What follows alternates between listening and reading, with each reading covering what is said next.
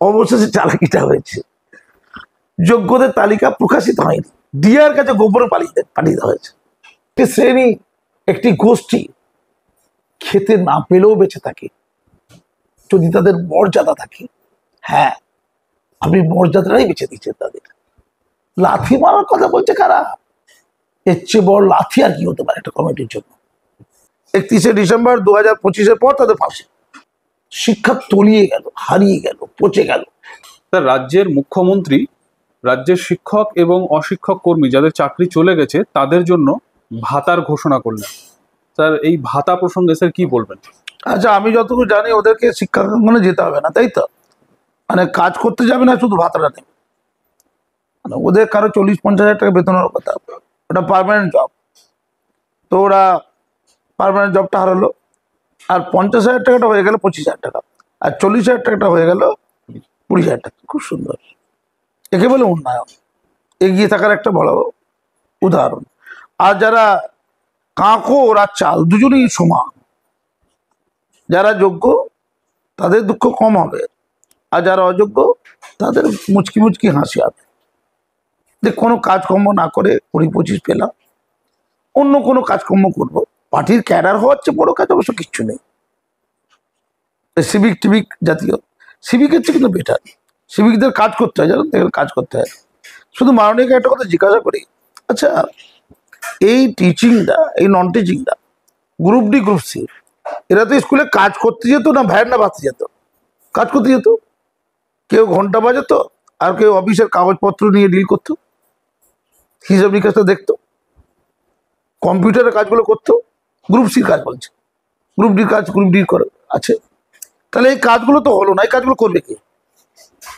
হাজার হাজার স্কুলে হাজার হাজার কর্মী যারা এই কাজগুলো থেকে বঞ্চিত হলো, সেই স্কুলে এই কাজটা কে করে দেবে? মানে যে করে দেবে না সে টাকা পাবে, আর যে কাজ করবে সে টাকা পাবে না। কারণ এখন তো 280 টাকা ফিস, স্কুল তার ফান্ড থেকে গ্রুপ ডি গ্রুপ সি সাধারণভাবে রাখতে পারবে না, আর রাখলেও সে কোয়ালিটি লোক আসবে না। 2-3 হাজার টাকা দিলে কোয়ালিটি লোক কোথায় পাওয়া যাবে? যেখানে বেতন সরকারিভাবে হলে, মানে স্পন্সার বাই রেট হিসাবে হলে 50,000 টাকা, সে একই কাজ করে কেউ 2,000 টাকা বেতনে কাজ করবে? নিশ্চয়ই না। তাহলে স্কুলগুলো করে কল্যাণ হলো না, তারা ড্যামেজ কন্ট্রোল করা হলো। মানে স্কুলের কল্যাণটা দরকার নেই। আমি যেটা বলার চেষ্টা আগেও করেছি, যে সবচেয়ে বেশি ক্ষতি কাদের? ছাত্রদের, পড়ুয়াদের, শিশুদের। অমর্ত্য সেন বারবার বলেছে যে বুনিয়াদী শিক্ষা যে দেশে সঠিক নেই, সেই দেশ কখনোই এগোতে পারে না। অর্থাৎ প্রাইমারি সেকশন থেকে হাই স্কুল পর্যন্ত যে শিক্ষা, সেই শিক্ষাটা ক্ষতিগ্রস্ত হবে। ছাত্ররা যে ভিক্টিমাইজ হচ্ছে, কিভাবে হচ্ছে আমি আগেও বলেছি, এটা শিক্ষাঙ্গন ক্ষতিগ্রস্ত, আর শিক্ষকরা, অশিক্ষক কর্মচারীরা ক্ষতিগ্রস্ত। একদিকে শিক্ষক নেই, থাকলেও কাঠবাড়ি শিক্ষক, আর অশিক্ষক কর্মচারী থেকেও নেই। উনি ছিলেন, উনি বেরিয়ে গেলেন, উনি ছিলেন 50,000 পেতেন, উনি বেরিয়ে গেলেন, তারপরও পেলেন 25,000 পেলেন, অস্থায়ীভাবে পেলেন। আর ওই জায়গাটা শূন্য রয়ে গেল। কে আসবে, কবে আসবে, তার কোনো নিশ্চয়তা নেই। স্যার, এখানে পরবর্তী প্রশ্নে আসবো। সুপ্রিম কোর্টের নির্দেশে যে সমস্ত শিক্ষক এবং শিক্ষাকর্মীর চাকরি হারিয়েছে তাদেরকে নিয়ে রাজ্যের যে শিক্ষামন্ত্রী আছে তিনি একটি প্রেস কনফারেন্স করেন এবং সেখানে বলেন যে আমরা লিস্ট পাবলিশ করব। পরবর্তী ক্ষেত্রে আবার প্রেস কনফারেন্স, সেখানে পরিষ্কার বলে দেয় যে আমরা কোনো লিস্ট পাবলিশ করব না। অন্য দিক থেকে মুখ্যমন্ত্রী নিজে বলছেন যে আমি যদি ওখানে থাকতাম 5 মিনিটের মধ্যে এই সমস্ত সমস্যার সমাধান করে দিতাম। কি বলবেন? ভুল বলছেন। 5 মিনিট বলে 1 সেকেন্ড বলেছে। আপনারা সব না পিছিয়ে আছেন। তো দিদি যা কিছু করে না 1 সেকেন্ডে করে। শিলাদিত্যকে মাওবাদী বলেছিল, ক সেকেন্ড লেগেছিল ভাই? 1 সেকেন্ড। কামদুনিতে মৌসুমী টুম্পাকেও মাওবাদী বলেছিল, ক সেকেন্ড লেগেছিল? 1 সেকেন্ডের বেশি হতে পারে, 1.5 সেকেন্ড হতে পারে, 1 সেকেন্ড ধরতে হবে, 1 সেকেন্ড লেগেছে। এই মাতঙ্গিনী হাজরা মূর্তি বাংলাদেশে যে হকের চাকরি থেকে বঞ্চিত শিক্ষকরা বসেছিল, সবই টাকা সমস্যা, 1 সেকেন্ড লেগেছে। গান্ধী মূর্তি বাংলাদেশে যারা বসেছিলেন তাদের সমস্যা মিটে গেছে, কতক্ষণে মিটে গেছে? 1 সেকেন্ডে। শামসেরগঞ্জে 10 লক্ষ টাকা নিল না, শুভেন্দু দিল, নিয়ে নিল।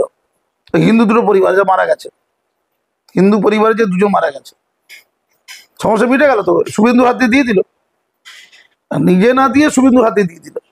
কত সেকেন্ড লেগেছে? 1 সেকেন্ড লেগেছে। মাননীয় যা কিছু করে দেন সব 1 সেকেন্ডে মিটিয়ে দেন। এই যে সৌরভ নিয়ে সবাই খিল্লি মারছে, শালমণিতে বসিয়ে দিয়েছে, উদ্বোধনে কেউ ছিল না, সৌরভই ছিল। কত সেকেন্ড লেগেছে? 1 সেকেন্ড।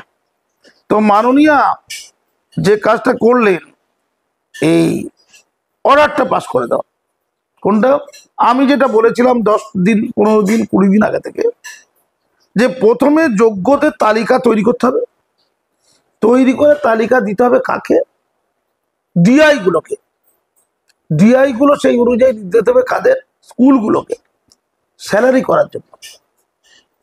31শে জানুয়ারি ডিসেম্বর ফাঁসি হবে কাদের? যোগ্যদের। তার আগে মরে যাবে কারা? অযোগ্যরা। ফাঁসির দিন কবে ছিল? এই মাসটাই ছিল। ফাঁসির মেয়াদ বৃদ্ধি করা হলো 31শে ডিসেম্বর 2025-এর পর তাদের ফাঁসি। ওই দিন রাত 12টা বাজলেই সবাই ঝুলে যাবে। তাহলে ততদিন তো খাবার দাবার দিতে হবে।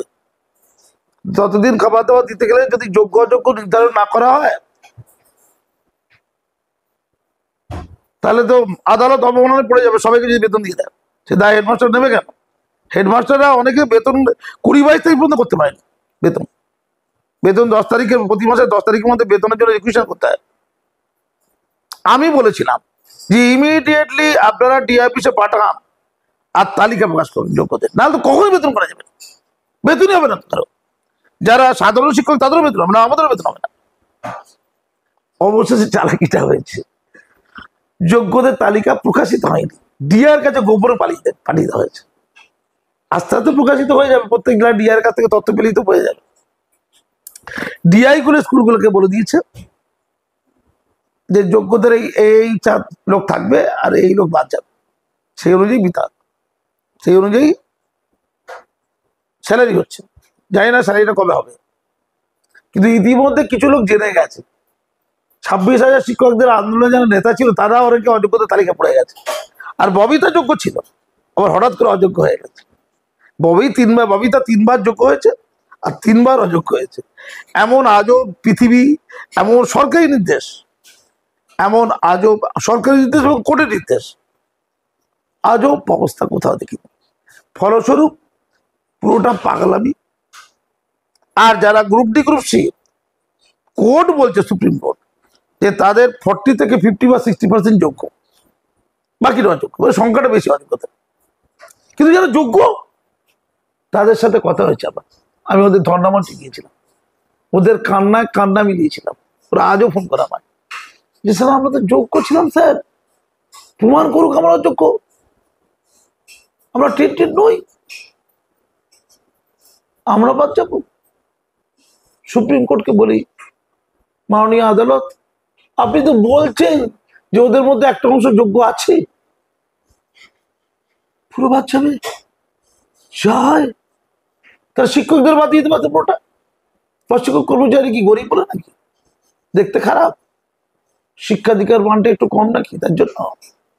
নাকি অযোগ্যদের নিয়ে মাননীয় তেমন কিছু বলেনি, অযোগ্য বলছি গ্রুপ ডিদের নিয়ে, গ্রুপ সিদের নিয়ে, মানে নন টিচিংদের নিয়ে। মাননীয় এই কপিল সিব্বাল কি সল্ট একটু কম করেছে? আমি বুঝতে পারছি না। আমি স্টান্ড হয়ে যাচ্ছি। ওদের মধ্যে যারা কাকুর তাদেরকে বাছা, যারা চাল তাদেরকে বাছার দরকারই হলো না, সব বাদ দিয়ে দাও। সবাইকে 20,000 25,000 করে ভাতা দিয়ে দাও, তাদের স্কুলে যেতে হবে না। কত বড় অসম্মান নয়? আমি মাননীয়কে বলি, একটি জাতি, একটি শ্রেণী, একটি গোষ্ঠী খেতে না পেলেও বেঁচে থাকে যদি তাদের মর্যাদা থাকে। হ্যাঁ, আপনি মর্যাদাটাই বেঁচে দিচ্ছেন তাদের। লাথি মারার কথা বলছে কারা? এর চেয়ে বড় লাথি আর কি হতে পারে একটা কমিটির জন্য? এর চেয়ে বড় নুচে নেওয়া আর কি হতে পারে? এর চেয়ে বড় ঘেউ ঘেউ আর কি হতে পারে? শিক্ষা তলিয়ে গেল, হারিয়ে গেল, পচে গেল। মিডমিল করবে কে? এই যে বিভিন্ন স্কুলে 50-60টার মতো বিভিন্ন কর্মসূচি করবে কি?